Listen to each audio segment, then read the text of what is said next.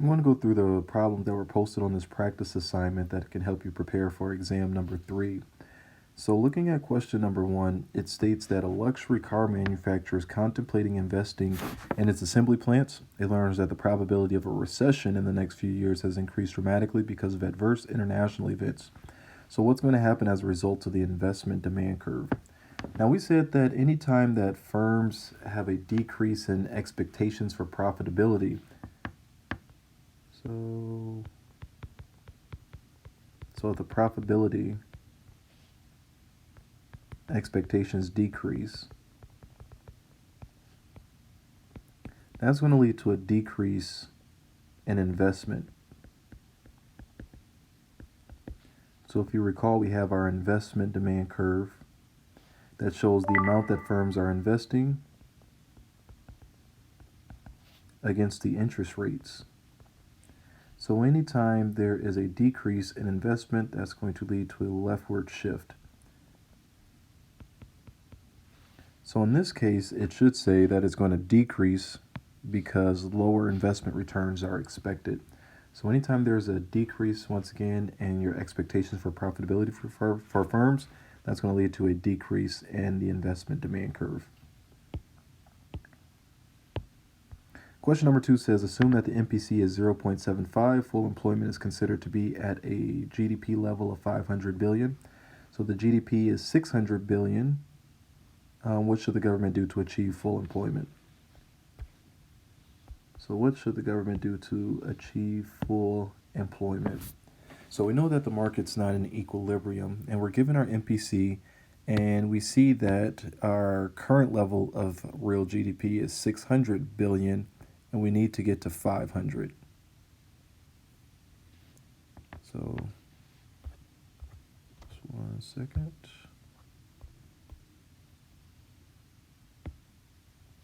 All right, so we see that our MPC is equal to 0.75.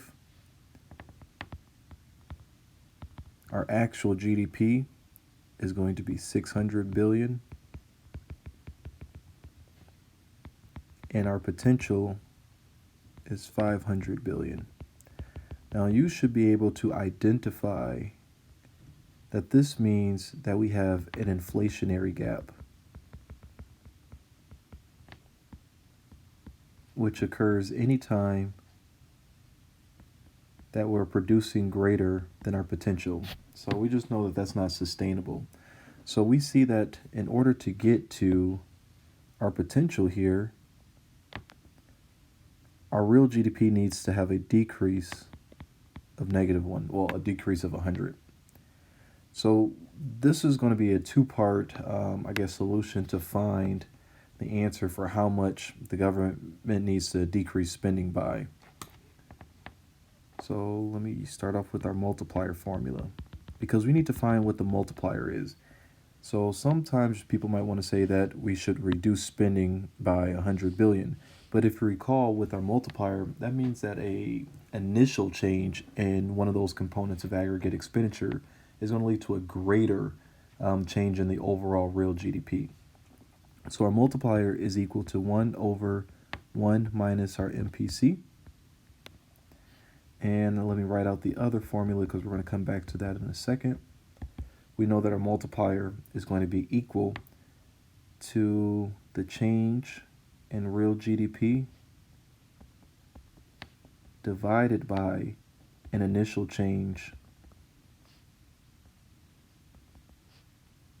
in any of those components of aggregate expenditures, whether that's consumption, investment, government spending, or our net exports. So starting with our first one right here, we see that the multiplier is equal to 1 minus our MPC. So 1 over 1 minus our MPC is 0.75. So this is going to be equal to 1 over 0.25. So we know that the multiplier is going to be equal to 4. So 1 divided by 0.25 is going to give us 4. So now that we know the multiplier is equal to 4, as we see here, we can substitute in that 4 over here. into this part of the formula. And then we'll have two of the three variables. So we can say that 4 is equal to, well, what's the change in real GDP that's needed? Well, up here we said that GDP needed to go from 600 billion to 500 billion, which is a decrease of negative 100. So 4 is equal to negative 100 over, and we don't know what that initial change is because it's asking us what should the government do. So we're going to say X. We'll just plug in an X for what the government's going to do. And then we just solve for that X. We have 4x is equal to negative 100. Divide both sides by 4. So x is going to be equal to negative 25. And recall that this is in billions of dollars. And if it's a negative 25, that just means that we need to reduce spending by 25 billion. Because once again, this X represents that initial change in aggregate expenditures. So the government needs to decrease spending by $25 billion, which will lead to a $100 billion change or decrease in aggregate expenditures to get us back to that full employment GDP. All right, question number 3 here says, at point A in the graph provided, what's occurring? So we have our consumption function here, which shows that relationship between consumption and our disposable income. Now, this 45-degree line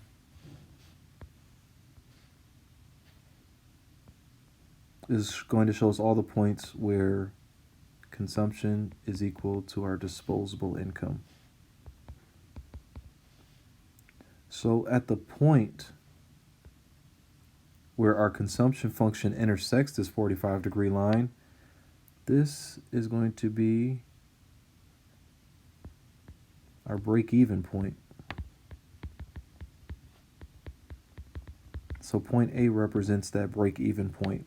Now, when it breaks even, that means that everything that you are making, you're spending. So we know that savings is going to be 0.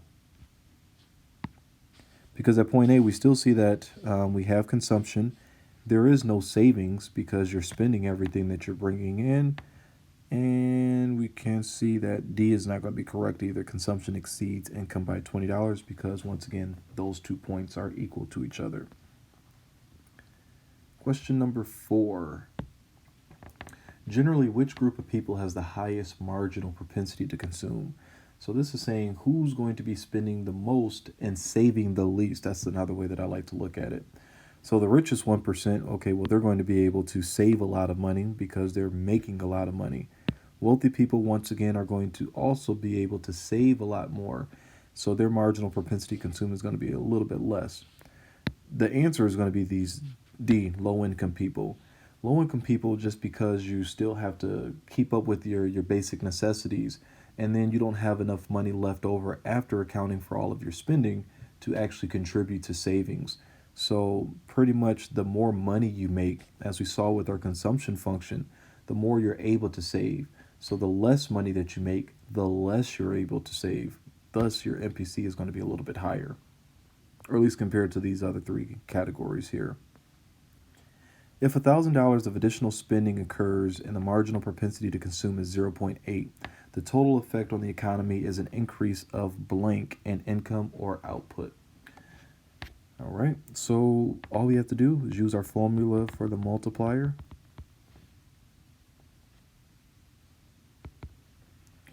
All right, so our multiplier, once again, is going to be equal to 1 over 1 minus our MPC.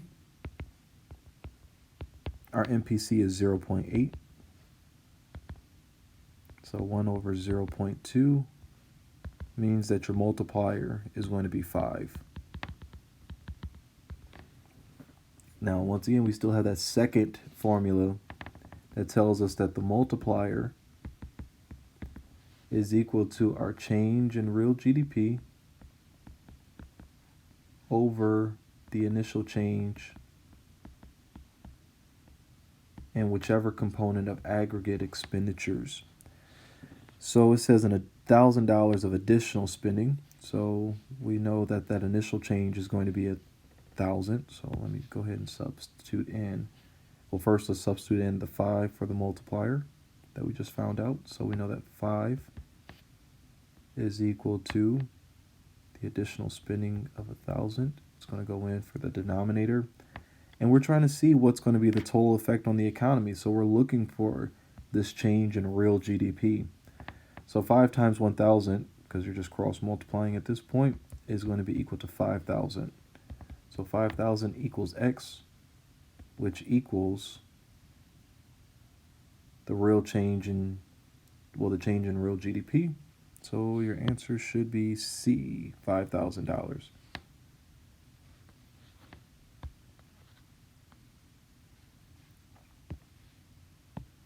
All right, so question number 6. Question 6 states that if aggregate expenditures equals 6,200 and real GDP equals 5,800, businesses will do what? So anytime we see that Y, which represents our GDP, is greater than, well, actually in this case it's less than. So anytime that aggregate expenditures is greater than Y, so people are spending or buying more than what's available. If you recall, we talked about that as being like an inflationary gap. So if people are spending 6,200, we see that inventories, so actually let me write that in. So 6,200 and our real GDP was 5,800. When we were calculating it off of our table, what we did was just take Y minus AE to see what's going to happen to inventories. So we will have 5,800 minus 6,200, which gives us a negative 400.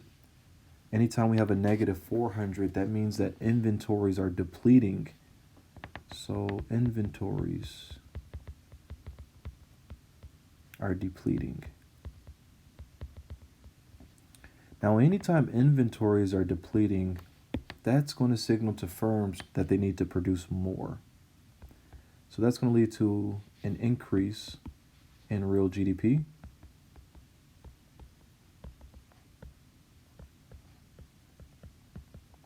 And as real GDP goes up, so in order to produce more, firms are going to need more workers. So employment is going to increase. And with more workers, we're going to also see that incomes are going to increase as more people are working.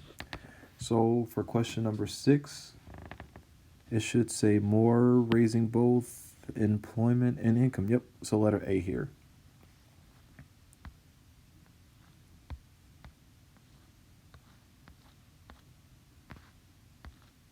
So for question number 7 here is actually very similar, only this time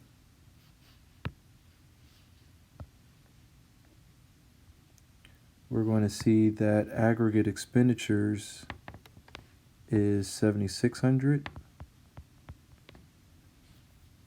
and our real GDP is equal to 8,000. Now, anytime we see that real GDP is greater than our aggregate expenditures, that's going to be that recessionary gap. So in order to find out what's going to occur with our inventories, we're going to use that same formula. We're just going to take Y minus AE. So Y was 8,000 minus AE, which was 7,600, which means that it's going to be a positive 400. Now, anytime you have a positive number when we're calculating what's happening to our inventories, that means that inventories are accumulating. Firms are not able to sell everything that they have on hand, so inventories are going to pile up.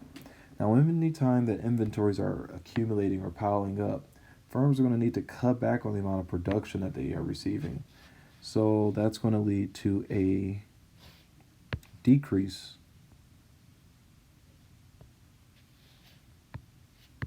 So we'll have a decrease in real GDP. And as firms cut back on production, they're going to also cut back on the amount of workers that they need.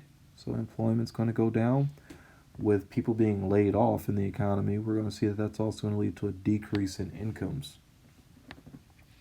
So for question number 7, it should be less.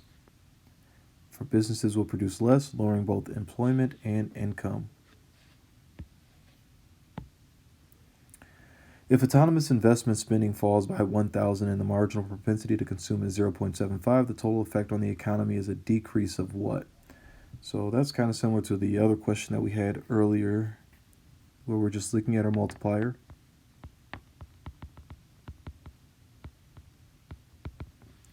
One over 1 minus our MPC. 1 minus 0.75. 1 over 0.25, so we know that our multiplier is going to be equal to 4 again. So if our multiplier is equal to 4, we have that other formula for the multiplier is going to be equal to our change in real GDP over our change in aggregate expenditures, so whatever that initial change is. So let's go ahead and substitute in the 4 for our multiplier. According to our question here, it says that autonomous investment spending, so our component of aggregate expenditures is going to be investment, and it's going up by 1,000, and we're looking to solve for x. So we'll see that 4,000 is equal to x. And that 4,000, once again, representing our change in real GDP.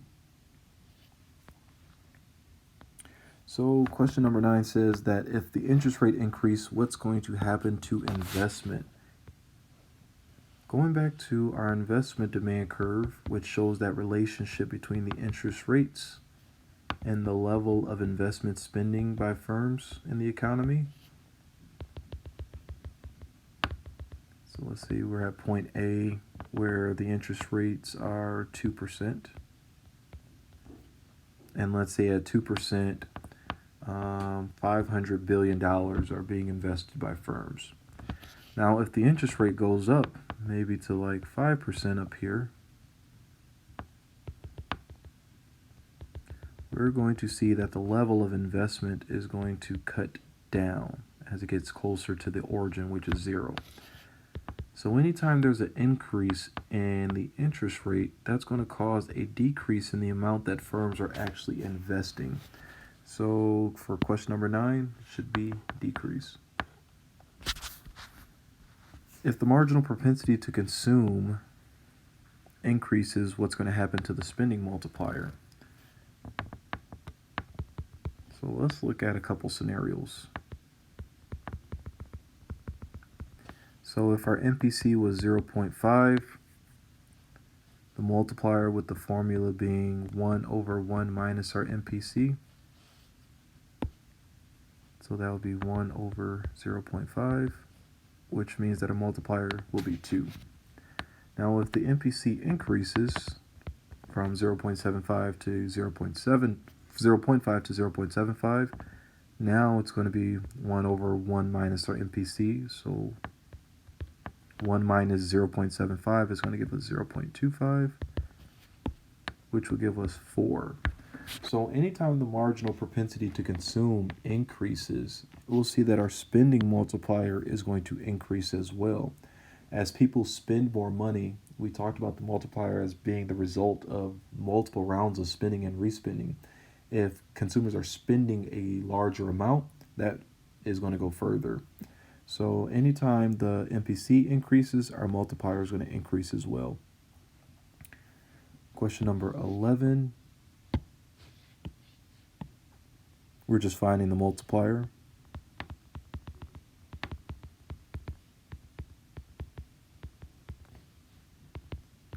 1 over 1 minus our MPC. It says that the MPC is 0.85.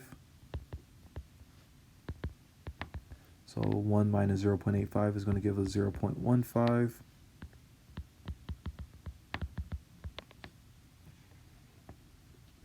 And then if we take 1 divided by 0.15, that should give us 6.67. So our multiplier would be 6.67. Blank is the change in consumption associated with the change in income. So this question should have been a little bit earlier, but we know that our MPC, as we've been calculating and looking at, is going to be the change in consumption over our change in disposable income. So the marginal propensity to consume. Based on the table, the marginal propensity to consume is what? So we see that income goes from 30,000 to 40,000 to 50,000, and consumption goes from 30,000 to 35,000 to 40,000. As I just mentioned, our multiplier, but our MPC is equal to our change in consumption divided by our change in disposable income. So if our consumption goes from 30 to 35, that's going to be a change of 5,000. As our disposable income goes from 30 to 40,000, that's going to be a change of 10,000. So based off of our formula here, it's going to be equal to 5,000 over 10,000, which is equal to 0.5.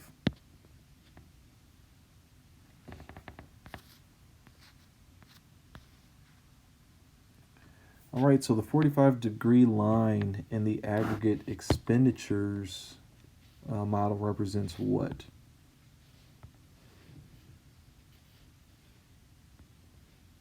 So we have our 45-degree line.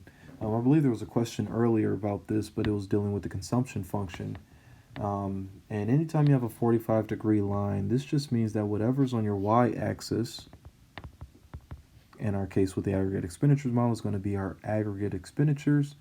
So 45-degree line just means that whatever's on the y-axis is equal to whatever is on your x-axis, which in this model is real GDP.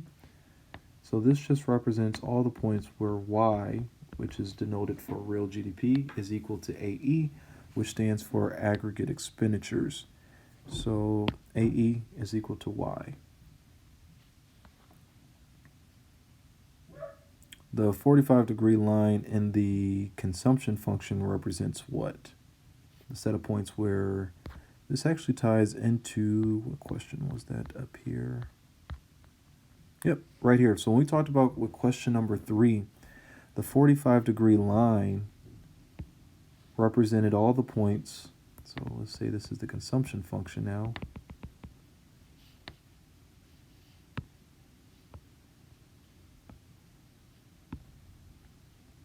That shows the relationship between our consumption and our disposable income. So the 45-degree line is going to show us all the places, or all the points where consumption is equal to disposable income. So if we have our consumption function,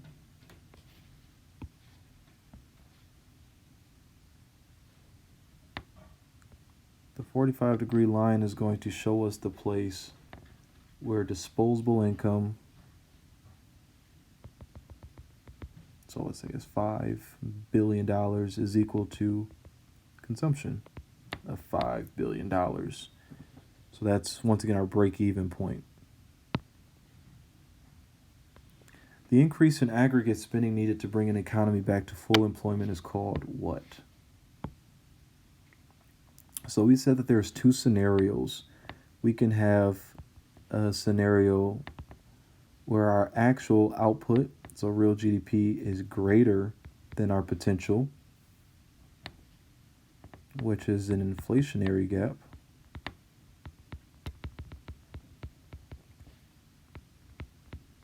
And the other scenario is when our potential is greater than our actual output. So we're not producing as much, which is a recessionary gap.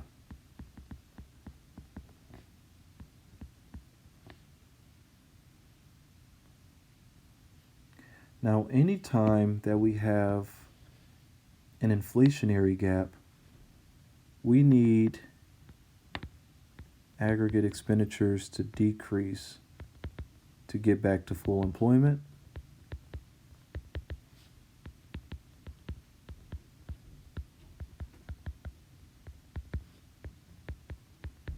And a decrease in aggregate expenditures just means a decrease in any of those components. It could be a decrease in consumption, a decrease in investment, a decrease in government spending, or a decrease in net exports. Now, conversely, when we have a recessionary gap, we need to kind of steam the economy up a little bit. So that leads to us needing an increase in one of those components of aggregate expenditures in order to get back to full employment GDP.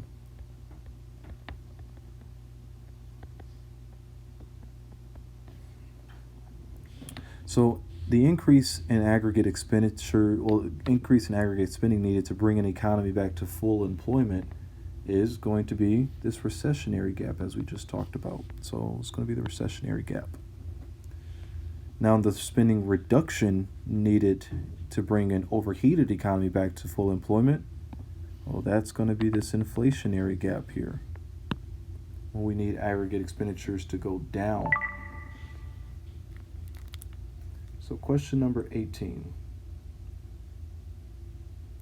Question 18 states that when the consumption function lies above the 45-degree reference line, consumption spending is blank, then income, and savings is what?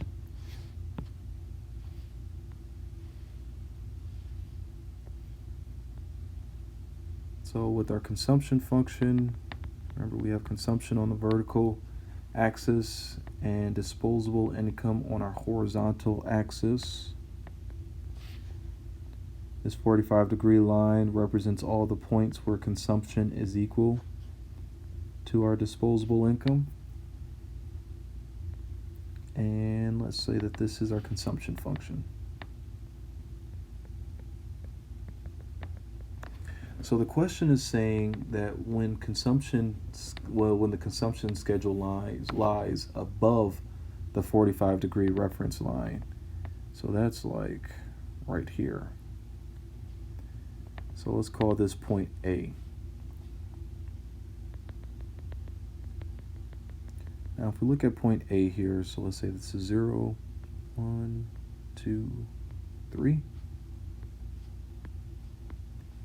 So at point A, where the consumption function is lying above the 45-degree line, we see that consumption is equal to, let's say, 3 billion, and disposable income is equal to 1 billion. So we know that consumption spending is greater. So consumption spending is greater than income.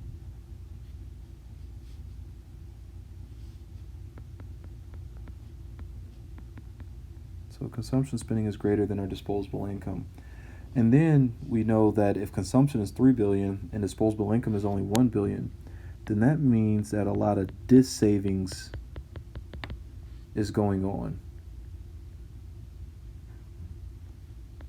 So savings is occurring. Because savings always occurs whenever consumption is greater than disposable income. So spending is greater than income, and savings is going to be, is negative. So right here. When the consumption schedule lies below, well, let me see if I can bring that back. All right. So when the consumption lies below, and let me erase this.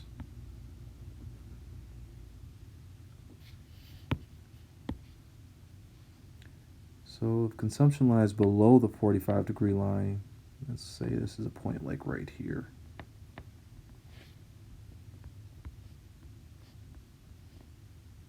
So we see that disposable income is going to be 6 billion.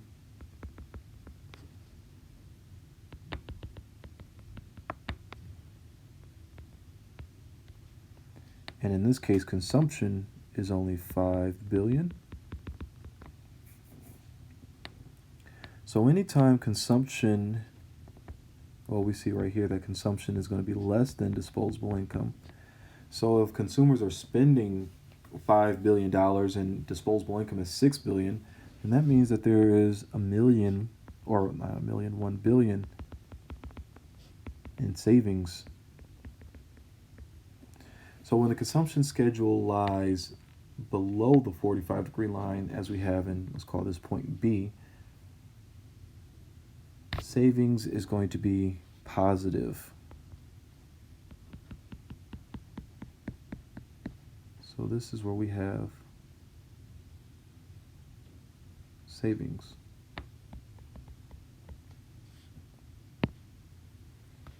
Question 20, which of the following is not a determinant of investment? So we said that the four things that influence investment is going to be business expectations, capacity utilization, technological innovations, and then also business taxes. So the thing that's not a determinant of investment is going to be past stocks and stock and bond prices. Remember, whenever we're talking about investment in an economic sense, it's going to be the accumulation of capital equipment, so your machinery, things like that that you can use to produce a greater amounts in the future. So B is going to be the correct answer. All right, so question number 21.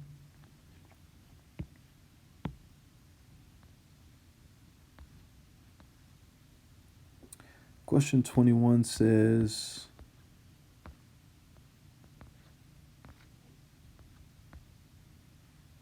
potential GDP equals 100 billion. The economy is currently producing at GDP 1, which is equal to 90 billion. If the MPC is 0.8, then how much must autonomous spending change for the economy to move to potential GDP? So we did a lot of examples with calculating our multiplier, and we know that our multiplier is equal to 1 over 1 minus the MPC. In this case, it's going to be 1 over 0.2. So our multiplier is going to be 5. So we know that the multiplier is going to be 5. We see that our actual GDP is equal to 90 billion. Our potential GDP, which is that full employment GDP, is 100 billion. So that means that we need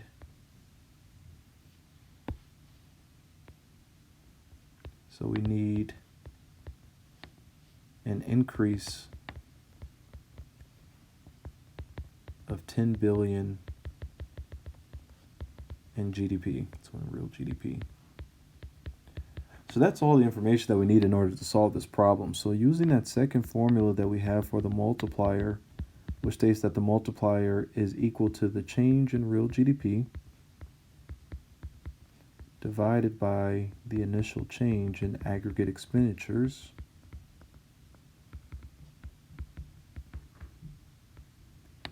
we can substitute in the values that we have. So we know that the multiplier is 5, so plug in a 5 for the multiplier, and we said that we need an increase of 10 billion in real GDP. So that goes up here in our numerator, and we're solving for x. So we have 5x is equal to 10, divide both sides by 5, x is going to be equal to 2, which in our case is going to be 2 billion. And that x represents that initial change needed in aggregate expenditures. So the answer should be C here, 2 billion. Question number 22.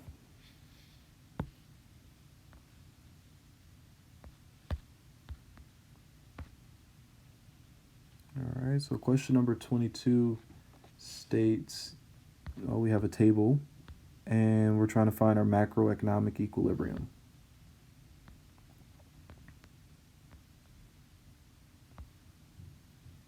And we're going to use the same table, it looks like, for questions 22 and 23. All right, so we have our real GDP, we have consumption, we have investment, government spending, and net exports. So let's find AE. We're going to look at unplanned inventory because I believe that's going to be what question number 23 is asking. And then we'll also look at the direction of real GDP and employment.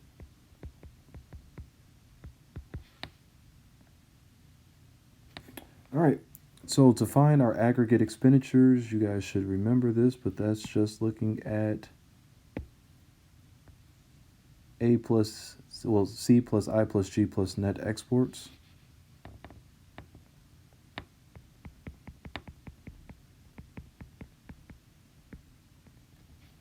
All right, so C plus I plus G plus our net exports. So 4,500 plus the 350 plus 300 plus net exports of 50 is going to give us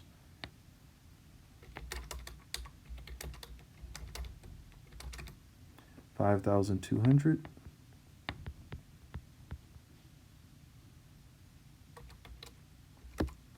If we take 5,300 plus 350 plus 350 plus 50, that should give us 6,000.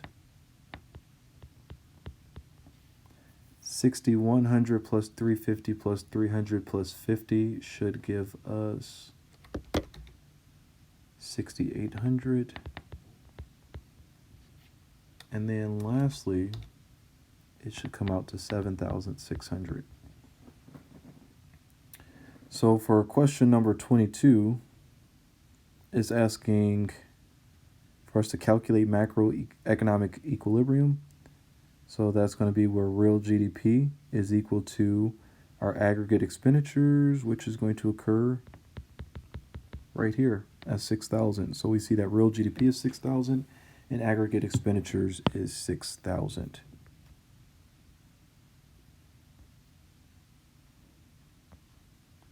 Now using the table, if real GDP is 8,000 and unplanned change in inventories are what? And what's going to happen to real GDP? So let's continue our table here.